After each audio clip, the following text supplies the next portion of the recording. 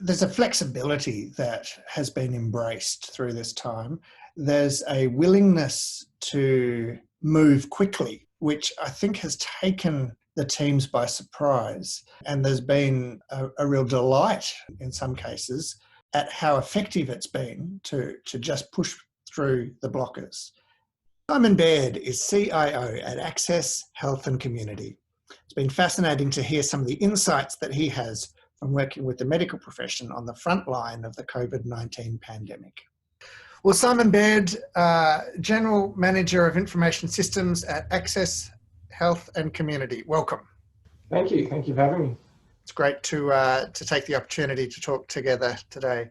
So how are you doing yourself, Simon, in this COVID climate? It's certainly been a challenge for all IT leaders at this time. It's really forced our hand in enabling our businesses to continue operating as efficiently as we can. Significant changes to day-to-day delivery of how we deliver services. Something inside me that's kind of half enjoyed it to an extent. It's been a bit of a challenge, I suppose, but it's certainly been really busy.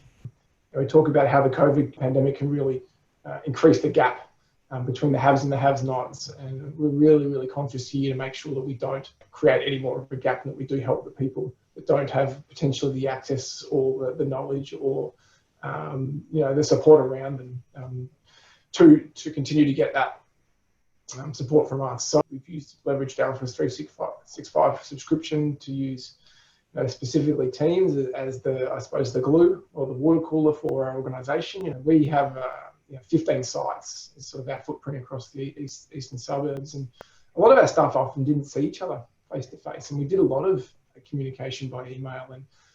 And what we've actually been able to do now with the technology is actually have more face-to-face meetings, and people bump into each other a lot more now. So Simon, over the last 6-8 weeks, what would you say has been the greatest challenge for you and for the team? Probably the biggest challenge for us really was just dealing with operationally how we would deliver our services. Full credit to all the staff here. They've been incredibly adaptable. We've set up office spaces with room where we can run Pilates classes. We can do physio exercises with our clients. We're now able to provide more flexible working hours for our staff that really communicated about how they're solving problems. And that sharing of information has really made people think about ultimately driven better outcomes for the client. So if any of our listeners were struggling with the technology or the system or the process or the culture of this, what would be a couple of tips that you'd offer? Yeah, look, first of all, really understand how that's affecting the client. Let's have a think about what the client expectation is, and let's look at how we solve that for them, and really put that at the front of mind. But also understand there's going to be some trade-offs. I think certainly from a technology point of view, it really is, you just got to get in there and try it. You've got to look at the available solutions, and you've got to give it a go, and learn to fail a little bit.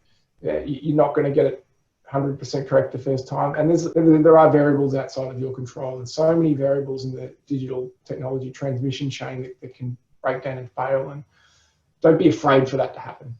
All right, and don't be afraid to try again and get it right and get better at it. That's really great insight, Simon. And in fact, the cost of inaction is almost always going to be greater than the cost of getting it wrong. What's your service offering impact? How's it been for your customers and clients? Yeah, look, it's been significant. So we offer a broad range of services from doctors, allied health, physios, podiatrists. We offer mental health services. We run a headspace program. We also offer significant community volunteering and outreach services as well. So it has been significant, particularly in our community and volunteering arm, where we have underprivileged people coming to us for daily supplies. We've had to look at how we continue to deliver them, but also how we procure those supplies, such as food that were run off the shelf very quickly. Thankfully, the government has been quite quick to move also with regards to telehealth. We've had to change some protocols around our clinics, our doctors' clinics, about who can come in and who can come out, to protect our frontline staff, but also to ensure that the people that are coming in have appropriate appointments booked. So that it's added a lot of challenge in those areas, and we're certainly not running as efficiently as we used to. Where technology can help, it has helped. Where it's physically not possible,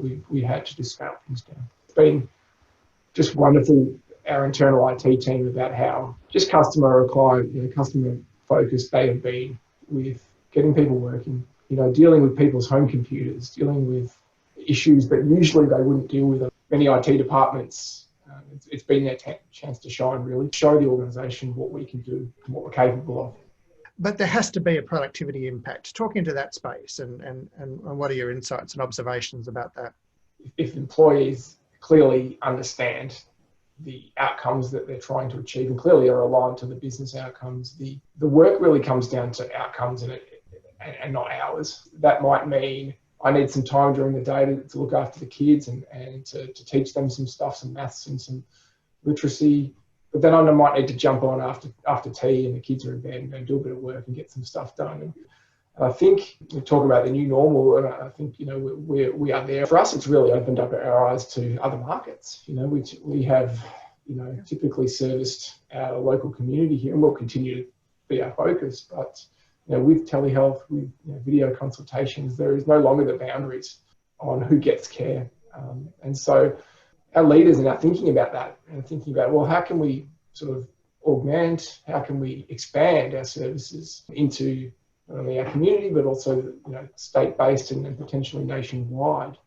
If the client can get access to a specialist or someone that potentially may not be in their local community or even local to them at all, but can provide them with knowledge, information, treatment to get them a better outcome, I think that's a good thing.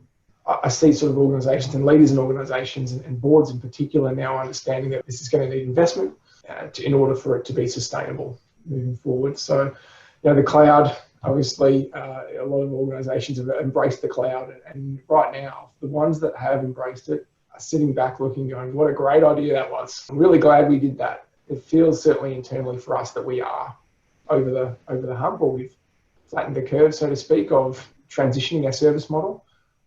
And this is now normal for us. And I think strategically, for our organisation, what we put forward now has really got to ensure that business continuity is front of mind as one of the most strategic imperatives for our organisation. And that's not only from a technology point of view, but that's in every facet, right through from our quality to our service delivery to all areas. It is a tough time to be asking for money for projects, but it is also important to call out what the risk of not doing those projects is, and the revenue risk, which is the flip side of that. I think it's really, really important for leaders, board members, boards to understand how traditional services are delivered these days. Yeah. I think complacency is the enemy here for any organisation. There might be projects that are focused around the client experience, or there might be projects that are focused around infrastructure, or projects that are focused around data. Really ultimately, what are those most important projects that are going to deliver stability for the organisation? Really telling that story, that narrative around what happens if we don't do this? What is the outcome if this doesn't happen? What are the risks that we face if we don't deliver on these projects? And it's a time for being creative, for being entrepreneurial, for pushing boundaries, for rethinking and for even reinventing. We couldn't have imagined 5-10 years ago about how connected we'd be by video, and now it is just a completely normal part of our life. We FaceTime every day, we're video conferencing every day, we're sharing information and collaborating. We'll never replace the face-to-face, but I think it will continue to be part of our lifestyle, and it will continue to be more utilised than it was in the past. To be honest with you, I also see a significant decline in email usage and email in general. Already with collaboration platforms, your Slacks and your Teams and all these things, your group chats, it's far more efficient way to communicate, to get your point across, to get things done. What's your sense of how the dynamic will evolve if we don't return to office space quickly? There's certainly growing sentiment in the community that that we want a degree of normality. Look, I think it's born around human connection. I think people are just missing people. From a work point of view, I think people are really enjoying the flexibility of either being, having a bit of work time in the office and a bit of time out of the office. How we work will forever be different. And I think there's a lot of people out there that may have been constrained in the past by not being able to get into work. They couldn't take a job because it was too far away. Couldn't do this because of the time constraints. But now maybe they can. Now maybe that's possible. Well, Simon Baird from Access Health and Community, really appreciate your time today. Thank you for your insights. My pleasure. Thank you for having me.